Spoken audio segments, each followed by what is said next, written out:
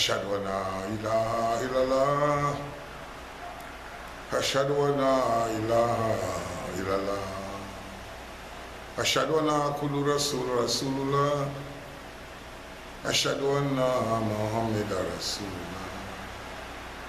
الله الله أكبر الله أكبر لا إله إلا الله. In the name of the Almighty God, most gracious and most merciful, in the name of the Creator of our universe, we give praise and thanks to Almighty God for bringing us together, and for those who are not able to come but are still with us. I greet you, my brothers and sisters, my unbelieving and my believing brothers and sisters among my Christian denominations. I greet you with the greetings of peace. Peace be unto you. I greet you, my Hindu brothers and sisters, with the greetings of peace. Namaste. I greet you, my Rastafarian brothers and sisters, with the greetings of peace. Jah peace and Jah love. And I greet you, my Muslim brothers and sisters and all other denominations, with the greetings of peace in the Arabic language. Assalamu alaikum. Our mosques are closed, our churches are closed, our places of worship are closed, and we are in a state of political and religious confusion. We have decided that we will not be closing this temple, this mosque, for Allah has not ordered it to be closed. And so those who are not, or those who are afraid to visit or afraid to congregate, we are with you, whether you're here or whether you are under lockdown with your families.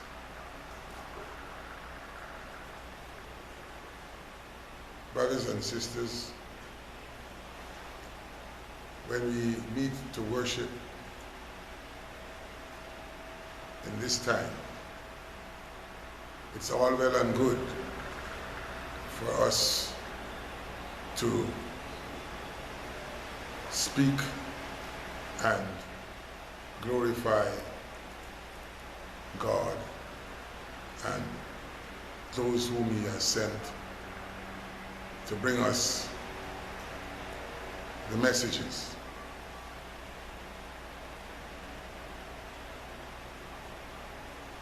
But we ask ourselves, if those who brought the messages were here today, living among us, what would they have done? The only description that can be given to a question like that is that we would be told what they had done, and then we are supposed to use what they had done as an example, what they would have done here now.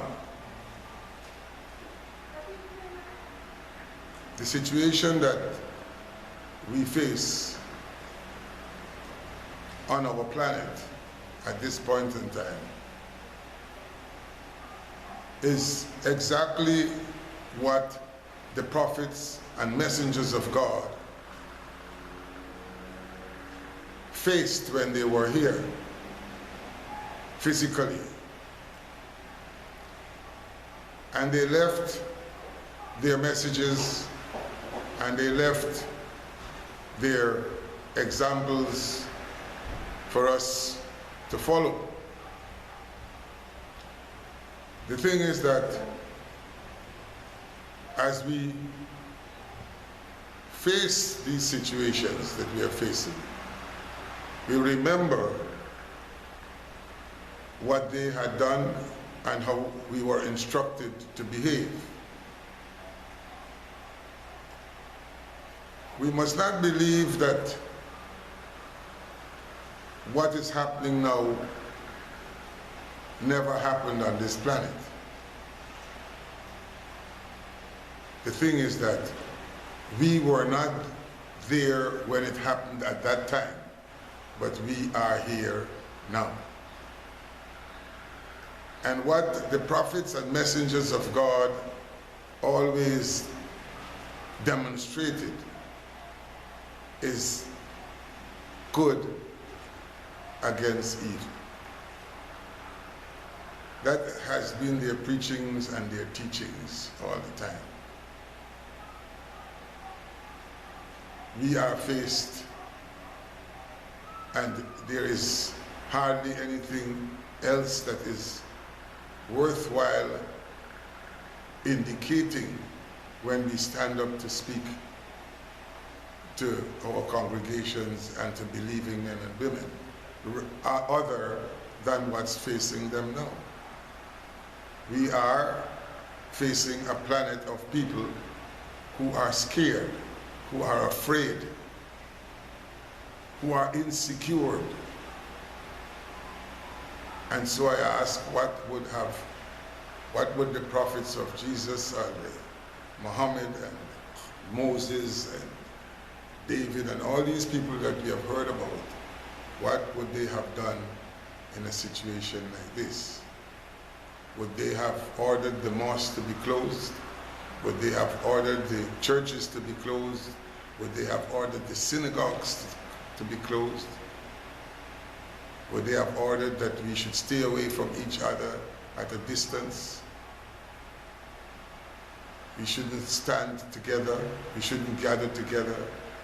Would that have been the order that God would have given his prophets and his messengers to tell us? I hardly think so, brothers and sisters.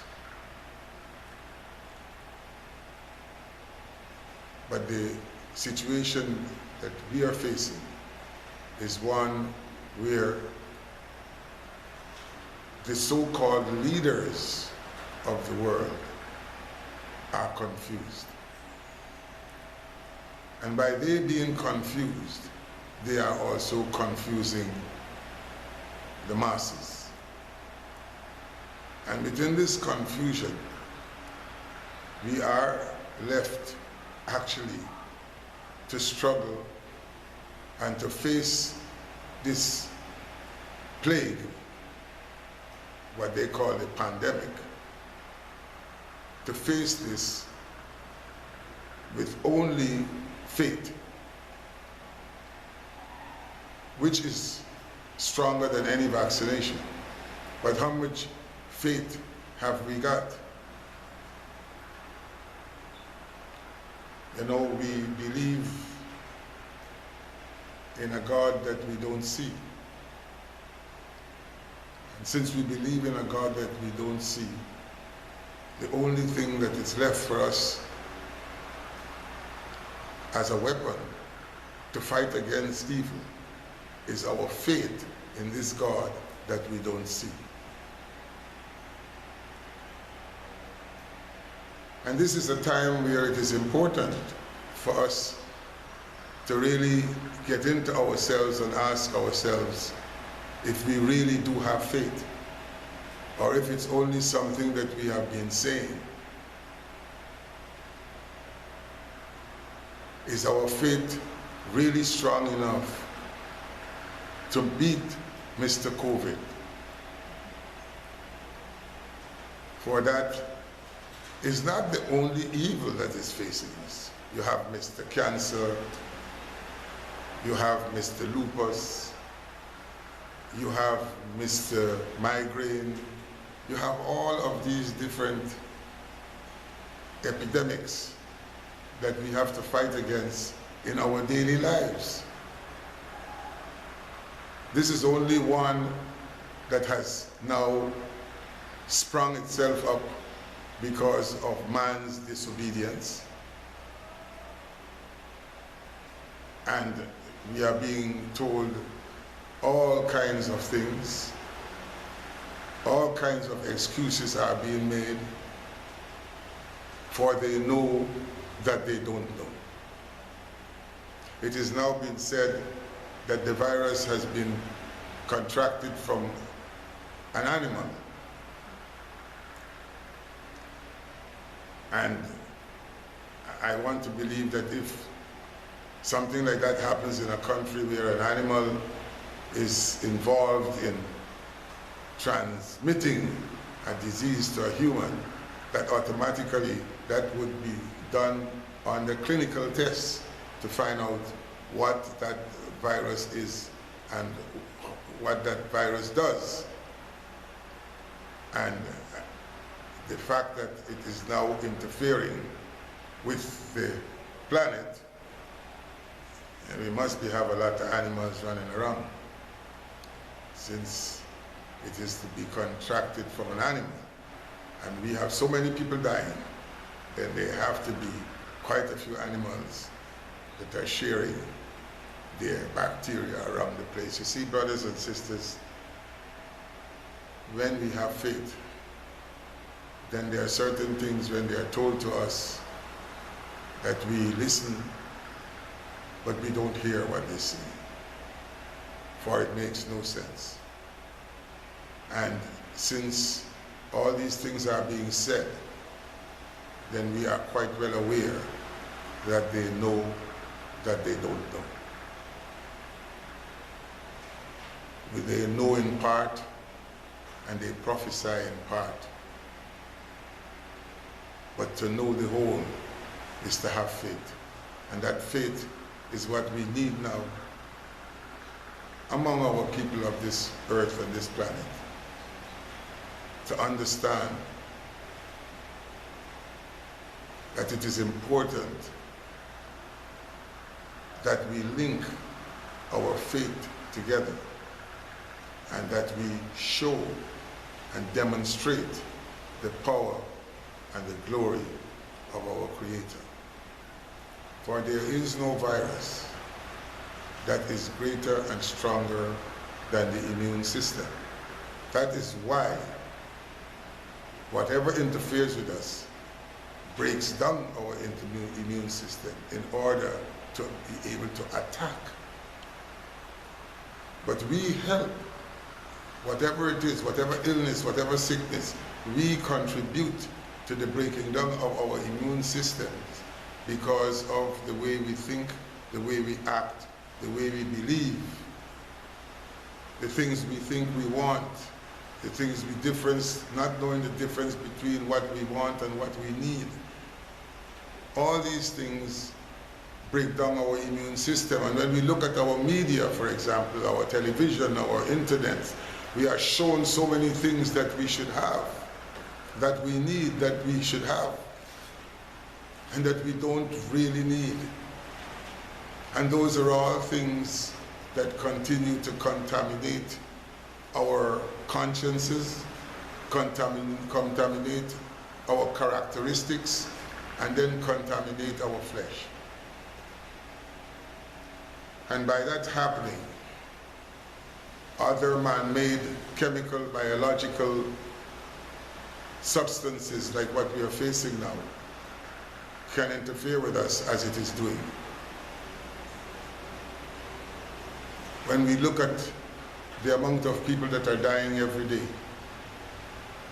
all over, then those of us who have faith, we know that's not the work of God.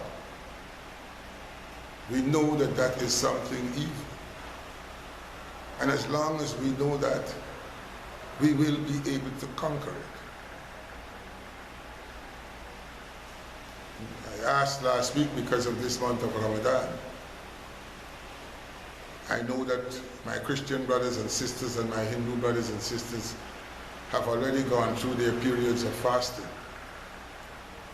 But I have appealed, and I'm appealing again, from among my Christians, my Hindus, my Rastafarian brothers and sisters, that you join us in this month of Ramadan, even if it's for one day at a time, or 1 day a week to let us fast together. Because my faith tells me, not what Paho said. Because it's predicted that we are going to have over 20,000 dead people, supposedly by the middle of next month, or the middle of this month. That's a prediction that only God can make. And so we're not holding on to that prediction. We are holding on to the fact that this is the month of Ramadan. We are fasting. We are asking you to fast with us. It doesn't have to be every day, but whatever day you choose in this month, fast with us. For we are sure, those of us from here, this month, we are sure that COVID must go.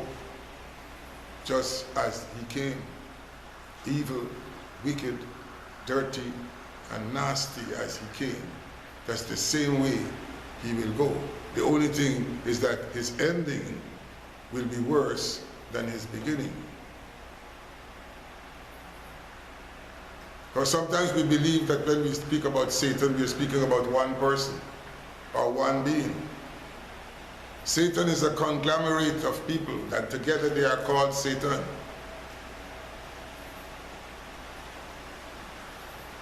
You see? It's not one. So the fact that we have something evil and we are facing evil means it comes from what we know as Satan. And since he's not one and he's more than one, because you know he's known, you always can detect Satan. You can know him. You can know them.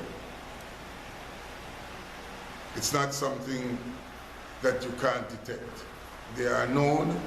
We know where they're from. We know who they are. We know where they live. And we know what they have done. For God knows all. And God is the revealer of knowledge. And this knowledge has been revealed to those of us who have faith. And create his own monster. Weapons of damnation and disaster. No sign at all of human rights. The day has turned into night. Is racialism so? And segregation so? Which way is left to go? I don't know. Hold on. Tell me, what about love thy neighbor? Tell me, what about he ain't heavy, he's my brother. Nobody cares a damn anymore. All they got on their mind is war. A'udhu billahi minash shaitanir rajim. Bismillahir rahmanir rahim. Alhamdulillah. Alhamdulillah. Alhamdulillah. As I said before, he is known, his whereabouts, and who he is. But as we struggle to fight against this evil in our country, we are faced with the other situation, which is our political deadlock. All God's prophets and messengers were people who dedicated themselves to the welfare of the less fortunate. When things like this happen, like with the COVID, it's the less fortunate that are mostly made to suffer. When we have political deadlocks like we have here, again, it's the less fortunate who are made to suffer. It is not easy, brothers and sisters, to depend on people who are not acknowledging the presence of a master maker. Everything that was made has a maker. And we were made, so we have a maker.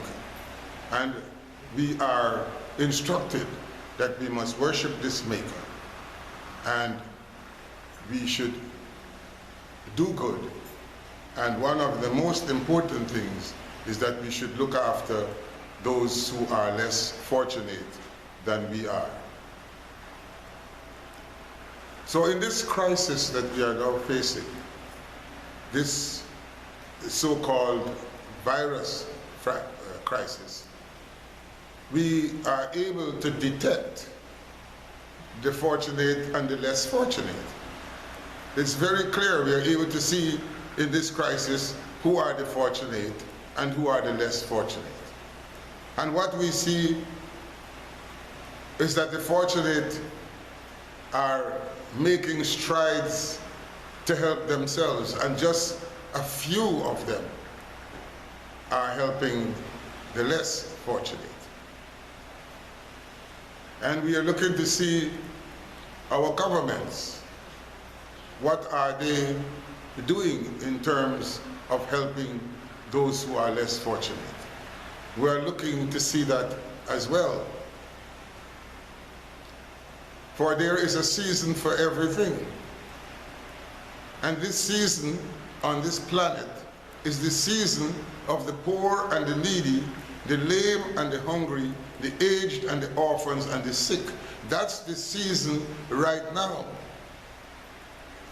All over the world, where this so-called pandemic has hit, all the countries, you will see that there is no specific program that they have organized and constructed to look after and assist the poor and needy in those countries.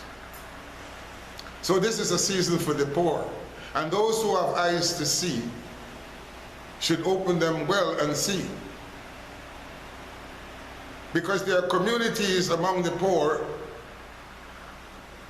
who can't afford to walk and stay away 6 feet from each other because there are so many. Who can't afford to wear masks, who can't afford to sanitize their hands. There are millions of people like that, poor people, depraved people, who have been around for years and centuries. And one wonders to themselves, where did all the money come from all of a sudden to look after those who are not less fortunate?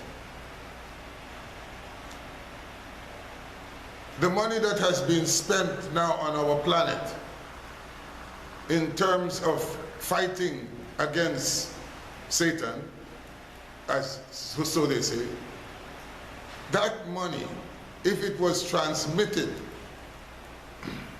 before now, before this time, all over this planet, to help and assist those who are less fortunate, I don't believe that this pandemic would have occurred.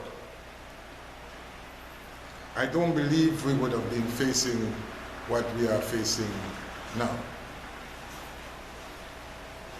And I don't believe that the countries that are in political conflict would have been if it were constructed and organized in a different fashion. We have been now sitting here for nearly going into 3 months waiting for the results of an election so that we can make a selection. I said last week, brothers and sisters, there are those who are waiting and those who are tired of waiting, and those who are not concerned. All these things have happened during this time. And looking and searching for a political solution, that's not our job. As believing men and women, our job is to look for a spiritual solution, regardless of what the political situation or solution might be. For as we look towards the so-called recount, we are not seeing positive signs as it should be, or as we are being made to believe. So we have to look for a spiritual solution. And our spiritual solution is to let all who are locked in a political conflict, to let them know, as believing men and women, that the people are not concerned with which party is declared the winner. People who are believing men and women are not concerned with parties, which party wins. But what we are concerned with is those among the conflict makers.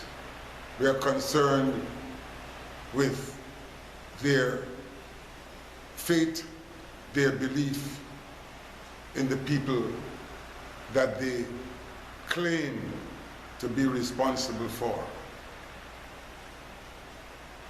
It is a situation whereby we continue to see truths, untruths, lies, and all various aspects of man's characteristic and man's behavior. And as we continue to see those things, we wonder to ourselves, because like I said, we don't vote for parties. We vote for people who we think are responsible enough to carry out those things that God has promised us. For they come to us as representatives of what we believe. And if we don't understand that it is difficult for us to select and elect people who cannot represent what we as believers believe.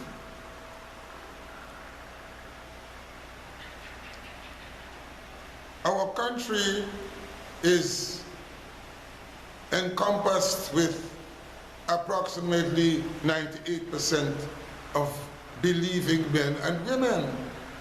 I wonder if this is not something that is clear to our so-called earthly leaders. It's 98% of believing men and women who believe in a creator, men and women who believe in a God. And those of us who believe in a creator and who believe in a God, we have to look forward and don't worry with this confusion. God did not confuse them, they confused themselves. We haven't even got a proper constitution at this point in time. The constitution has been misrepresented. It has all kinds of things has been done with it. So we are a country right now that faces a crisis that hasn't even got a proper justified elected government in place and doesn't have a proper constitution to go with whatever should happen. Brothers and sisters, there is no other way for us but to deal and to believe and to have faith in Almighty God. However you want to see Him, however you want to picture your God, but it's your Creator, it's your Creator. We have no other choice but to keep steadfast in our faith and to understand that the time has come where whatever leadership arises out of this, it has to be a leadership of righteousness. For this time is the time of the less fortunate. This time, not in Guyana alone, but on our planet. This is the time of the poor and the needy. And I've indicated it to you. They are not in a position to distance themselves or to practice safe distancing. They are not in a position to wash their hands every day and sanitize it. And this is all over the world, many of them here too. Those who are sleeping on the pavements, those who are begging, they don't have sanitizers. All they have is Almighty God. That's all they have. And when we look in their communities and we see the ratio of how many of them are dying and how many are dying here, where in the West, where there are the sanitizers and so, then we would be surprised to know that the ratio there is very low. And so they have to be protected. If you're telling us to distance ourselves, to lock down, don't go out of our homes and so on. And here are a set of people that live like 10 and 15 in one home. You can't tell them to lock down like that. But yet still, they are being protected by a higher power. And we can see in doing that, we can visualize the power of God, because it's only God that can help them. Nothing else is keeping them alive, or else thousands and millions of them would have already been dead. But this is the time of the poor and needy. And that is why I'm saying at a time like this that one should politically get together and find a program, whoever is in charge, and start working that program for the benefit of the poor and the needy. For this is their time. And if they are not looked after this time, nobody else is going to be looked after. If they are not taken care of this time, it has been too long. In this century that we are in, today is supposed to be Labor Day. You know, when you use the word workers, you use the word labor, it sounds very slave-like. Because how many laborers we have out there who are not working? How many laborers are working and cannot afford to look after their families? And yet still we celebrate Labor Day. Brothers and sisters, we have to continue to believe, to have faith, and as we are doing in this month of Ramadan, to fast, ask you to fast with us, so that a change will come, and a change will come. A change is coming. And Mr. COVID is going. He has no power, but he's being given the recognition. See, that is what Satan always likes, recognition. And once he gets the recognition, he believes to himself that he's powerful enough to make the rules and the regulations as he is desirous of doing so.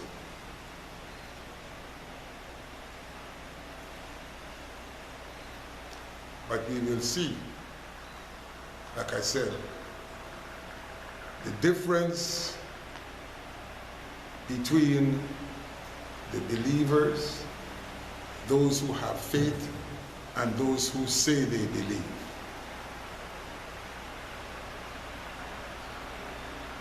And as we look forward, and some of us, like I said, are not looking forward to the happenings here, we know that whatever the result is, it will be one that will favor what Almighty God wants to happen here in this country at this time. We look at the people who would like to lead us. We hear how they speak about each other. We look at their behaviors. We look at their attitude, and we wonder which is the better. And since we can't really choose, then it's left up to Almighty God. For God is the decider of everything if we have faith. The truth is the truth, brothers and sisters, and nothing but the truth. So help me God. Assalamu alaikum. Practical experience is the greatest teacher. Memory is the greatest truth. And ungratefulness is the greatest sin. Breaking down is a whole big runaround. A lot of talk is what goes on, while the world is left to mourn. Starvation taking toll, weapons out of control. The atmosphere is cold. So cold. Oh Lord, tell me, what about love thy neighbor? Tell me, what about he ain't heavy, he's my brother. Nobody cares a damn anymore. All they got on their mind is war, war. Tell me, what about equal rights and justice? Tell me, what about peace and happiness? Hey!